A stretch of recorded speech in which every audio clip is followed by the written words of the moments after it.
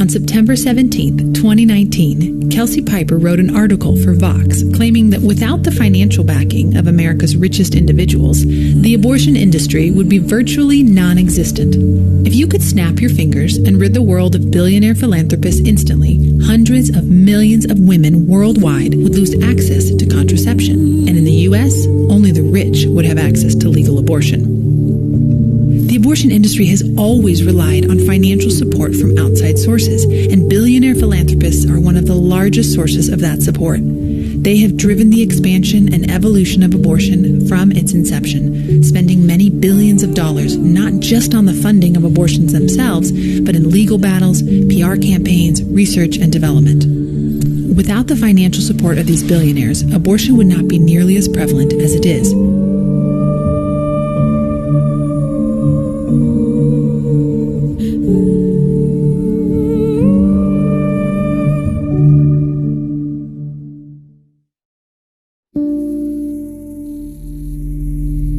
The top backers are the foundations of Bill Gates, Warren Buffett, William Hewlett, and David Packard.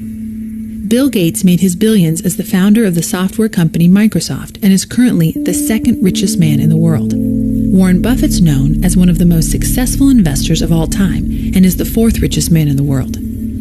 Bill Hewlett and David Packard were the founders of the IT company Hewlett Packard, or HP. Other notable donors include the hedge fund tycoon George Soros, the Ford Foundation, as in Henry Ford of the Ford Motor Company, and the Rockefeller Foundation, as in John D. Rockefeller, the world's first billionaire. The Gates Foundation tends to focus its funding abroad and is the largest single contributor to private so-called reproductive healthcare funding globally, giving roughly $4.6 billion. It has also spent about $278 million in this category in the United States. Behind Gates, Warren Buffett's foundation, the Susan Thompson Buffett Foundation, granted $3.4 billion globally and is the largest donor for U.S.-based funding, awarding about $1.5 billion in the reproductive health category and $565 million in the reproductive rights category between 2003 and 2018. Hewlett's foundation gave roughly $240 million in reproductive health in the U.S., and Packard's gave about $181 million to health and $85 million to rights.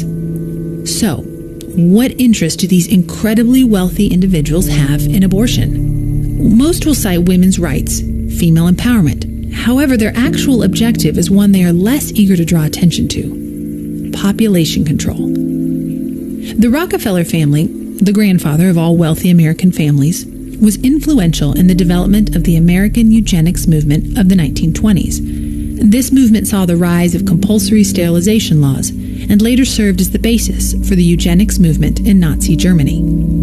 Following the atrocities of World War II, John D. Rockefeller III would go on to create the Population Council in order to stimulate, encourage, promote, conduct, and support significant activities in the broad field of population. Frederick Osborn, the second president of Population Council after Rockefeller and founding member of the American Eugenics Society, once said, "Birth control and abortion are turning out to be the great eugenic advances of our time." Population Council's third president, Frank W. Notstein, was also a member of the American Eugenics Society, and his successor, Bernard Berelson, once suggested that if voluntary birth control methods were unsuccessful, the government should place a fertility control agent in the water supply of urban neighborhoods. The mother will have too much to do. She'll be tired and cross, and her health will suffer. The children will be sickly and unhappy, with little hope for the future. This picture can be true for countless families if the number of children born is left to chance. But fortunately, this need not happen anymore. Today, things have changed. Modern science has given us a key that makes possible a new kind of personal freedom: family planning. Today, family planning can be accomplished by several effective methods. Merely by taking pills or using simple devices. Today, the Population Council is alive and well, and American elites continue to have a vested interest in population control. The Population Council itself has received funding from the Gates Foundation, the David and Lucille Packard Foundation, George Soros' Open Society Foundation, the Rockefeller Foundation, and the Ford Foundation. One issue that really grabbed me as urgent were issues related to population, reproductive health. When our foundation first started up, it was focused on reproductive health. That was the main thing we did because I thought, population growth in poor countries is the biggest problem they face. You've got to help mothers who want to limit family size have the tools and education to do that. The problem is that the population is growing the fastest where people are less able to deal with it. So it's in the very poorest places. In 1997, Warren Buffett's daughter, Susie Buffett, told the Chronicle of Philanthropy, "Population control was what my father has always believed was the biggest and most important issue. So that will be the foundation's focus." Buffett biographer Roger Lowenstein wrote that Warren had a Malthusian dread of overpopulation's potential negative effects. David Packard stated in an interview that population control was one of the most important questions to be dealt with, and that unless populations were limited, other problems would become unmanageable. Packard's son once said, "My father felt that all the progress we had made toward a better society was going to be destroyed if there were too many people." Today, efforts to expand the reach and impact of abortion have been focused on the abortion pill, and it is these same billionaire philanthropists that have fueled this effort. The patent rights to the abortion pill were donated to the Population Council by a French pharmaceutical company in 1994. The council subsequently formed the pharmaceutical company Danco Laboratories to manufacture and market the pill in the United States. Danco Laboratories has been shrouded in secrecy from its inception, refusing to release the names of its investors and executives. Furthermore, it has been shielded by the FDA, who in an unprecedented maneuver concealed the name and location of the manufacturer of the pill, as well as the names of the experts who reviewed the pill.